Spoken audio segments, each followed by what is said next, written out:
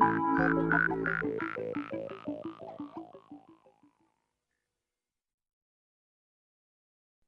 999 special tonight, 9:30. Coming to air BBC in One. 10, 9, In half an hour, we say our 8, regular 7, visit to Ramsey 6, Street. 5, Before that, 4, on BBC One, 3, the 1 o'clock news 2, with John 1, Chester. 0, 1, 2, 3, 4. Run A, Nix. Thank you. Broadcast news is very important to tell people about the world, and to be a trusted source of information is something perhaps in this country we take for granted. And English, of course, is our currency. Words is how we do it. The plane, a twin-engined MD-83 belonging to Air Tours, was bringing back holidaymakers from Las Palmas in the Canary Islands. An inquiry has begun into the circumstances of the crash landing. The undercarriage collapsed on landing. White. Thank you. I think news matters because it is a daily record of what is going on. The basis of news is not necessarily to interpret or to analyse, but it actually is to give it straight. It's a sort of tablet of record of the day. Cut. Thank you. And at 26 minutes past 1, the main news again. Go take cut. Broadcast news has come a long way. Seen in the early days as very much the poor relation of the press, the first bulletins were often newspaper stories, simply read aloud on air. What television news has evolved into is a distinctive way of using pictures and words together that seems to tell us the truth about the world. The headlines tonight: NATO annulled after delegate swallows treaty. I'm so sorry, yells exploding cleaner. It's the brash self-confidence of the news that can make it an easy target for parody. Those are the headlines. God, I wish they weren't. The Day Today is set out to be important. It is the most important news programme that has ever existed for eternity. Globe after globe representing different facets of the news. There's the science globe, the geography globe, the technology globe, the money globe, bursts out at us from this background mush, the primeval swamp of graphics. It announces itself as the most important thing that has ever been on television. Hello, sir. And the musical chords go on for slightly too long. And that's the key to understanding the day-to-day. It's exaggeration of something that already exists. We didn't really create a new way of speaking. All we did is took what was there and pushed it a teeny bit further. The Day Today, because fact into doubt won't go. And we've just heard that areas in 3 of Britain's biggest cities are being evacuated due to suspect dogs. The fictional news series The Day Today was first broadcast in 1994, sometimes revoicing existing news footage, but more often using actors to manufacture its own. It set out to blur the boundaries between fact and fiction. But as the remains were being taken for laboratory tests, a second dog ran out from the crowd. It could have been a bomb. The aim of the Day Today was to authenticate the absurd. People did turn on during the Day Today and think it was another news programme until they came across something and they just thought, hang on a sec, that can't possibly be true. Policemen can't be going around shooting dogs. It looks true, it seems true. The editing is true, the shots are true. It breathes news. This evening, a monument had been built, marking the end, perhaps, of the relationship between man and dog, which today went from this to this. Right, we now move on to scripting moving pictures, the most exciting skill in the television journalist's armoury. These young journalists are right at the start of their broadcasting careers. Selected for the BBC's prestigious journalists course, they're 8 weeks into their 4-month training. Having spent time in radio, this is their first taste of making television news. Remember, like radio, they only hear it once. So try and make it easy for them to absorb. Their first task, to script a set of shots about freezing weather in Moscow. They can draw on a press release giving the background to the story, but it needs condensing into a 10-second introduction to be read by the newsreader, and then a script that fits the 24 seconds of picture. We've done some work in radio before, but this is the first time most of us have come across to work in television, so it's a new experience completely. It's fairly easy to know what the story's about. It's more difficult to match the words up to the pictures, and you have to think about the picture that's coming on screen and try and match the words up, and that's fairly difficult, letting the timing right, getting the right numbers of words for the minutes that you've got. A cold mass of air has swept across the former Soviet Union, sending the temperatures plummeting to minus 20 degrees centigrade. Scientists at Russia's Meteorological Institute say that the severe weather is on its way to Europe. The Russian countryside is always prettiest when it's under snow, but people are struggling to cope with the adverse weather conditions, which is cutting off roads and is causing delays on the Russians' rail network.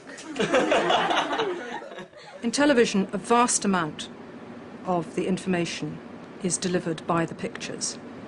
And that, to begin with, I think people coming from radio or print find that very difficult to understand. The more words you have doesn't necessarily mean the more comprehension. In fact, what we often try and stress to the trainees is that actually less is more. Monitors at Moscow's Meteorological Institute show that November's temperatures have broken all records this century.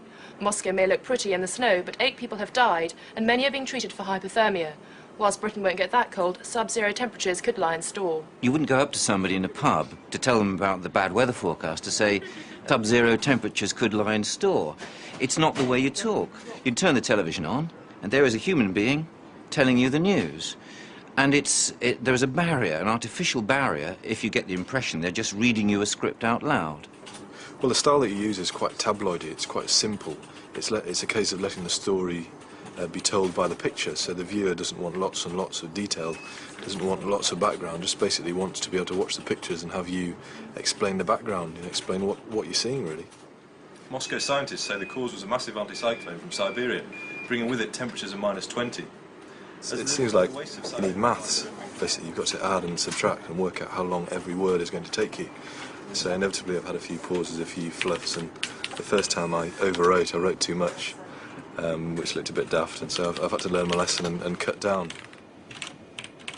The essence of writing to pictures is not to view each picture in isolation. It's to try and gather and collect some pictures and then write in a sequence to those pictures. The danger when they start is that they get very tied up with the mathematics of it at 3 words a second. And as most pictures in television news last approximately 3 seconds, they feel that their words are having to chase each picture in isolation. The day today. The last scintilla of doubt just rode out of town. Like a kind of double-barreled shotgun. The message is coming at you simultaneously. The words and the pictures have to work together. And I think it's making sure they're complementary. The main thing is not to allow the words to simply describe the pictures. Oxford Street in London with 3 policemen and a knotted tape barrier. A stray dog was spotted here an hour ago and everybody ran out. Police then isolated the area containing the dog and told the public to clear off.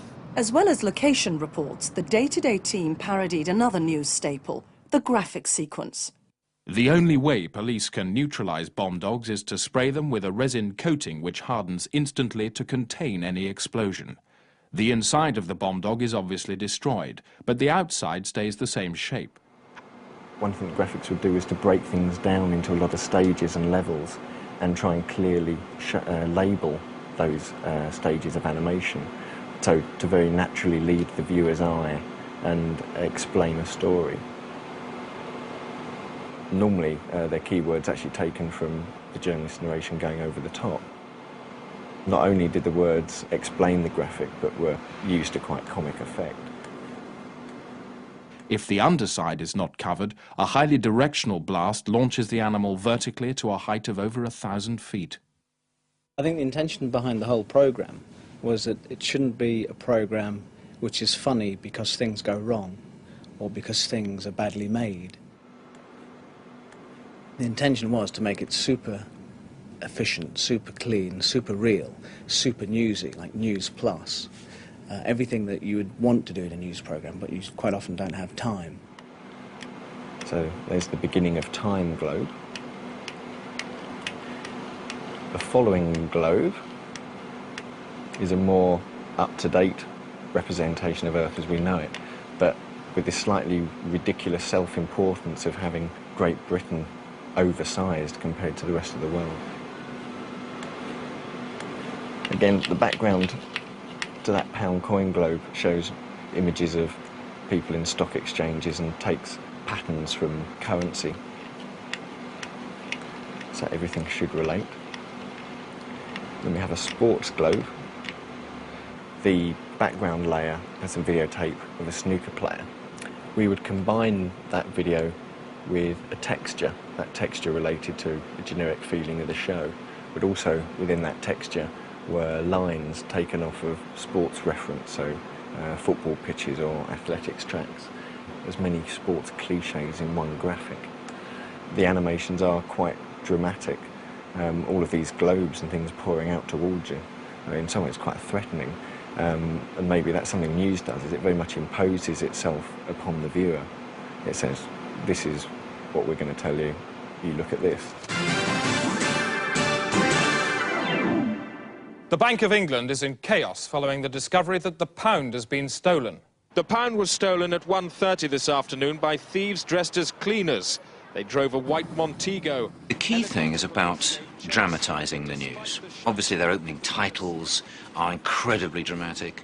They love to have that sense of urgency. We are live for no particular reason. It's glossed over with a kind of matiness, and it produces this kind of other world of the news studio, which is unlike any other world we've all experienced. Yeah, but you can't be saying we should get rid of the speed limits. The day-to-day studios in impressive, dark, slightly menacing tones, bigger than is necessary. Chris Morris sits at an enormous desk with his very own Star Trek control panel, 3 little monitors and other big monitors scattered all over the place. We wanted to give the feeling that the news was happening and rushing down and pouring onto his desk from every corner of the globe. Which then means that when we do our comedy stories, we completely undermine that and create the juxtaposition, the believability that the bollocks that we're telling is true because it's told in apparently such a genuine, intended way. Travel now from Valerie Sinatra in her pod a mile above the centre of Great Britain. Valerie, talk me some road. Another presentation issue was the choice of voices and presenters. Gender, accent and styles of delivery were all used to particular effect. His skin across 3 lanes, so watch out. All the actors took it in turns to play different presenters of different items. And those we tended to base on sort of local news journalists. We tended to give them slightly, not exactly regional accents, but slightly off-standard accents, or the odd speech impediment, or something, just to imply that perhaps they hadn't quite made it to the main news, and that was why Chris Morris was presenting the main bits and we were all pushed out to the periphery. Finally, a look at the capital, which is London. Worse than ever tonight, I'm afraid. Lots of cars on Oxford Street being slowed down by their own lights. And remember, we want somebody to do graphics as well. We've got a graphics hour. Varen's going to do graphics. Yeah. So if you can think of a story that would lend itself to graphics and try and do something, you know, cast around. I mean, look in the newspapers even, Varen. 3 days later, and the next step for the trainees, bringing studio, location reports and graphics together in a 15-minute bulletin. Yes, good morning. The deadline, 3 o'clock. Whether there'll be anything new coming in, I imagine there will be. Confirmation's not till 3:30, so we won't get that, but I think you can do a kind of a preview. Short, sharp sentences, keep it simple. They get completely blinkered by the computer screen, where they're tapping away. And we always say to them, look, stop, read this out.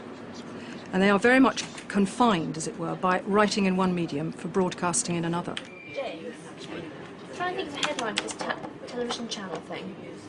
So the bids are in to run Britain's 5th television channel. Will Rupert Murdoch add another something to his media empire? I can't think of the something. The theme is always trying to develop good spoken English as opposed to journalese. Obviously, tabloid journalism is in love with short monosyllables which are punchy and dramatic. Bid, probe, shock. And it is very easy to believe that this is the right currency for news. But yeah, something more than element. Another block. You say media element. Look set to... Block, what about block? Block to his media empire? Does that sound good? Element. Well, you agree that Another conquest, no. It's trying to make sure the vocabulary is a natural spoken vocabulary. And the other type of journalese is this phraseology which is one that we've just come to expect. Fleets of ambulances rush the injured to hospital. Well, why are ambulances always in fleets? And, well, yes, they normally take people to hospital as quickly as is sensible. It's just one of those phrases. Asset. Asset. That's it. Asset to his media empire. Brilliant. Adjectives are really taboo. I mean, not entirely, but you don't actually need adjectives the way you do in other media. That's partly because the power of the pictures is actually conveying the words and the sense. So, for instance, if you're talking about somebody wearing a stunning outfit, you could either see that as being editorial. I mean, who am I to say that it's a stunning outfit? Viewers may think it's the most appalling dress that's ever been seen on television. Secondly, if it is that stunning, then the viewer can see that for themselves. You don't need to waste words describing in television. What you're always trying to do in television is actually add something to what you're seeing. This is your first time, you know? Yeah, I've seen other people doing it. Yeah, okay. There is a picture, just to warn you, about a minute in, I think, there is a picture of people hoisting white flags outside buildings, and I could write into that. Okay. The trainees have 30 minutes in an edit suite to put their stories together. Throw that grenade. It's a very severe discipline. It's like the art of précis, trying to make sure that not a second is wasted, that the pictures do actually give a balanced, brief portrait of what went on, not distorting the event, and trying to put all those things together into a fairly disciplined, maybe 120-second report does take a great deal of work. Everyone's learning how to do it all the time. Shot this time for you, I think. The day-to-day team chose to deliberately unlearn a lot of what they knew about putting television together in order to parody particular news styles, like the distinctive differences in the way different countries shoot and edit the news.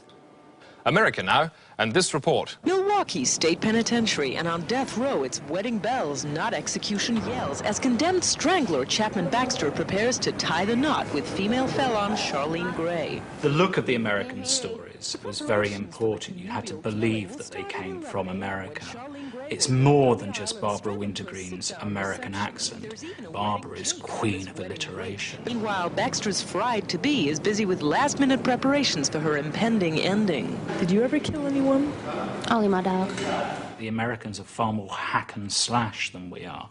They use a few too many shots, and there's no finesse in the editing because all the shots are grabbed. You just slap it in to illustrate the point that you're currently making. We chose to use all the wobbly shots that we could find. We used all the zooms that we could find. Generally the ones that didn't resolve and focus at the end were the preferred takes. It's the morning of the nupticution, and everything's ready to give these newly deads a sizzling send-off. I'm just going to take the shot as if it's being grabbed through a melee of other cameramen and photographers.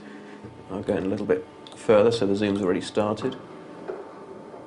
It's always a good thing to let something come into frame and also to exit it if you can. In news you don't have that luxury.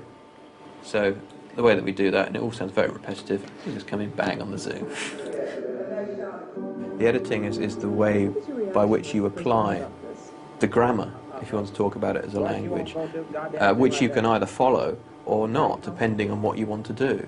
Good grammar would be to pause, let the camera pull back, pause on the end, cut. But we're using very bad grammar here.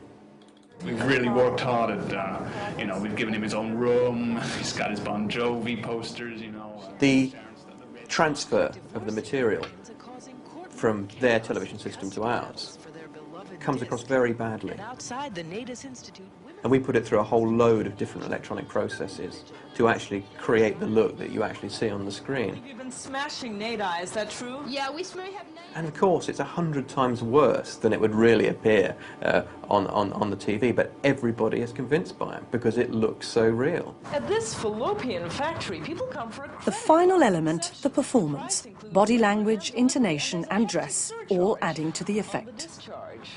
Marcia, the wardrobe woman, and I went shopping and bought bright orange trouser suits, bright yellow skirt suits, all sorts of things. Everything that was bright, sort of vivid colours and gold buttons. It was all mock Chanel, it was mock Christian Dior. She looked like she had a lot of money.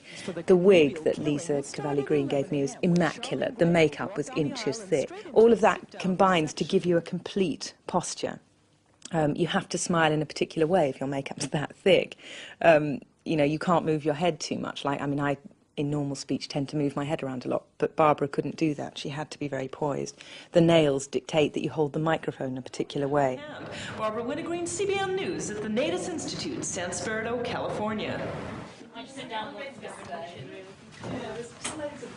Because it's roughly done, that film. Thank you, mate. Berlin is Terry. Okay. Which item number is it? If the wrong name comes up, don't worry, alternate. I'll cue you over the correct camera, hopefully. Here we go, stand by. A bomb attack on the Croatian capital Zagreb has killed 3 people and left many injured. The attack is a severe blow to the United Nations' efforts to make peace. The bids are in to run Britain's 5th national channel. Will Rupert Murdoch add another asset to his media empire? Television is about teamwork, not only in terms of the technology, but actually in the authorship of the words you're writing. You may start off writing a script, which will be then checked by several people up the chain before it actually is delivered to a presenter to read it on autocue. They're changing it actually in order to speak it in their particular personal style. It doesn't make it right or wrong, it's just the way they read it. Today is the 50th anniversary of the fall of Berlin to the advancing Russian army. The event marked the end of Nazi rule and the start of... They're only seeing 3 words in one line, and at any one time they're probably only seeing 3 lines. And if they don't feel that the sentence is ever going to end, we get the frightened rabbit and they stare at the screen and it all looks horrible and the viewer gets very upset and stops listening. After 2 weeks of battle, the flags of surrender went up, and over the Reichstag building the Soviet flag was hauled. Today, after years of division, Berlin's... The main junction that I wanted to hit was, it went from the black and white archives picture of Berlin during the war, and then it cut to the colour picture of Berlin today, hey presto, and that happened. There'll be no formal celebrations today to mark its fall, but events of 50 years ago helped make Berlin what it is today. A little bit of electric excitement. The trainees have come a long way. When it's going well, it looks and sounds like the real thing. The surprise bomb raid came shortly after 8:30 this morning, sending plumes of smoke billowing across Zagreb. All the visual and verbal conventions they've been learning to use come across as natural and transparent, and we seem to be looking straight out onto the real world. Now the main news again. War has returned to the Croatian capital, Zagreb. It's only when things go wrong or are pushed to the limit by parody that you realise how carefully contrived these conventions actually are. Apparently by a hacksaw falling from a tree onto her head. There's always a danger that we'll fool ourselves that this is a totally natural process, whereas it isn't. And there's an irony there, isn't there? Remember when the famous American anchorman, Walter Cronkite, finally retired, and he was a very, very successful and popular man. He was asked what was the secret of his success, and he said, sincerity. If you can fake that, you've got it. That's all for now from Sarah and me. There'll be more news at 4 o'clock. Good afternoon.